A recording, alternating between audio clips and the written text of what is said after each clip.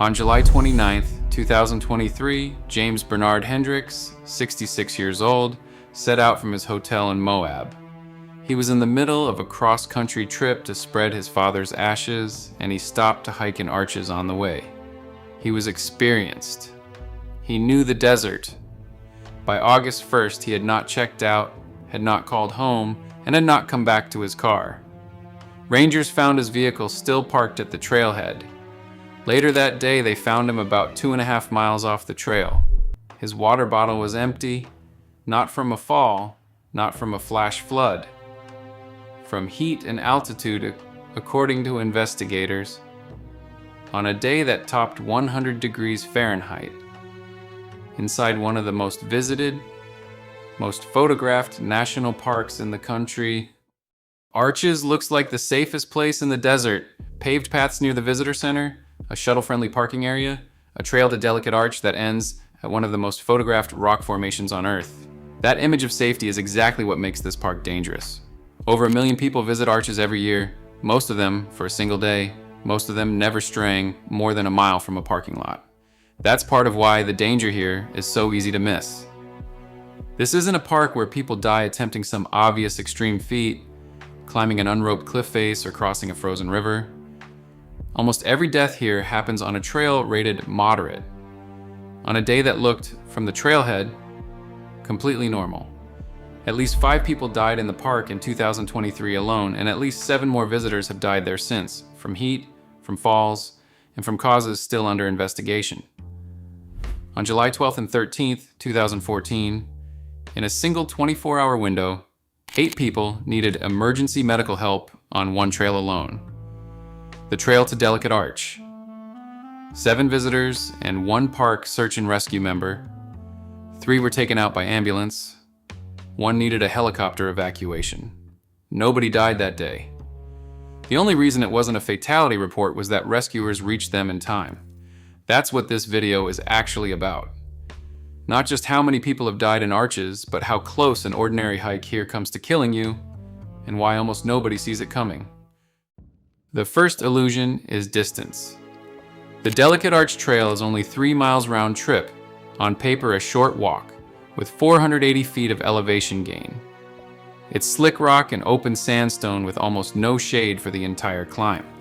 A hike that looks like an hour on a map takes 2 to 3 hours in summer heat, and every one of those hours is spent radiating heat off orange rock, on a trail where daytime highs sit just under 100 degrees Fahrenheit in July and regularly climb past it by early afternoon.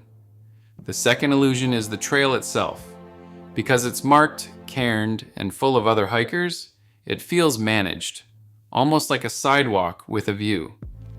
Across the entire 3-mile round trip, there is 0 shade structure and 0 water refill point between the trailhead and the arch. The infrastructure that makes it feel safe stops at the parking lot. The third illusion is timing. Visitors plan around when they want to see Delicate Arch. Sunset is the classic shot. And don't plan around when the desert is at its most dangerous.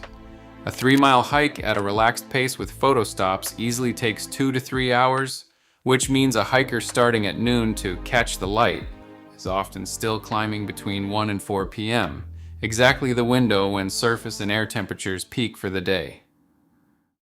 The fourth illusion is solid ground. Arches is built almost entirely from exposed sandstone fins, slabs, and overlooks that look stable underfoot because they're wide, flat, and often only a short walk from a parking area. On October 8, 2024, a 68-year-old man from Paramus, New Jersey, fell approximately 30 feet near the Black Arch Overlook on the Devil's Garden Trail, one of the park's most popular routes.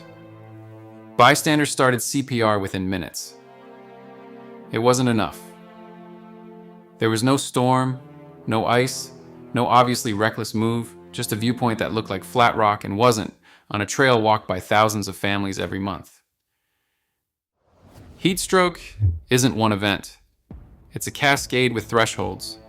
As core body temperature climbs past 100 degrees Fahrenheit, the heart works harder to push blood to the skin to shed heat, and sweating accelerates, burning through water and electrolytes far faster than most hikers replace them on a dry desert trail. Past 104 degrees, the body crosses into heat stroke, its cooling system failing faster than water alone can keep up. The early warning signs, nausea, dizziness, a headache that won't go away, are easy to mistake for simple tiredness, which is exactly why so many people keep walking through them instead of turning back. Past 106 to 107 degrees, cellular damage begins, and confusion, loss of coordination, and organ strain can follow within minutes. Without rapid cooling, this stage kills through organ failure, not simply overheating. Here's the part almost every hiker underestimates. The hike back is not the same hike in reverse. Going downhill still means real muscular work, bracing your body weight with every step, and by the time you're heading back, you've already spent much of your water and your body's cooling reserve getting to the top. Whatever margin you started with at the trailhead, cooler morning air, a full bottle, fresh legs, is largely gone by the turnaround point. The return leg isn't neutral. It's the second half of a heat load your body is now less equipped to handle, with less water left to sweat with and less shade left as the sun climbs higher. That's why so many heat emergencies on desert trails happen on the way down, not the way up. Not because descending burns more energy on its own, but because it's the leg of the hike where dehydration and heat debt have already stacked up, often right when a hiker relaxes because they assume the hard part is over. Hendricks fit a profile almost nobody expects: experienced, prepared by his own standards. Hiking a trail thousands of people complete safely every week.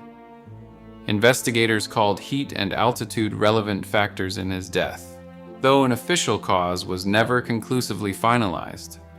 Somewhere between his first hike that morning and a second, shorter one that same day, his margin ran out, and by the time his water was gone, he was 2.5 miles from anyone who could help. A year later, on August 20th, 2024, a 58-year-old woman from St. George, Utah, collapsed on the Delicate Arch Trail. Bystanders performed CPR for nearly half an hour. She was pronounced dead at the scene. Temperatures that week had been hovering near 100 degrees, and heat was named as a possible contributing factor. She wasn't hiking alone in the backcountry, out of radio contact, days from help. She collapsed on the single most popular trail in the park in the middle of the afternoon, surrounded by other hikers who tried and failed to save her. If a rescue was ever going to succeed by sheer proximity to other people, it should have been this one. Not every death here is about heat. On May 6th, 2025, Rudolf Peters, a 77-year-old visitor from Germany, fell while hiking the primitive section of the Windows Loop Trail. Bystanders started CPR before rangers arrived. It wasn't enough. His death is a reminder that the same qualities that make arches feel safe, the sandstone, the exposed rock, the terrain that looks solid underfoot, can turn dangerous the moment a trail leaves the maintained path. None of this fits the story of a reckless tourist ignoring warning signs. It fits something closer to summit photo commitment, the same pull that drives climbers past their turnaround time adapted to a red rock trail instead of a mountain. Once someone is 30 or 40 minutes from the arch, having already spent the hardest part of the climb, turning back feels like wasting everything already spent to get there. The goal, the photo, the view, the milestone, is visible and close. The cost of continuing is invisible until it isn't. Experience doesn't cancel this out. If anything, confidence in your own fitness and trail knowledge makes it easier to explain away the first wave of nausea, the stumble, the empty bottle as almost there. An inexperienced hiker who feels dizzy on a marked popular trail is more likely to assume something is wrong. Someone who has hiked for decades, who has done harder trails than this one without trouble, is more likely to assume it's just heat, just fatigue, just part of the deal, and to keep moving toward the goal instead of away from it. The park doesn't punish inexperience here nearly as often as it punishes this specific kind of confidence. The belief that because you've done hard things before, this moderate trail on a hot afternoon isn't the one that gets you.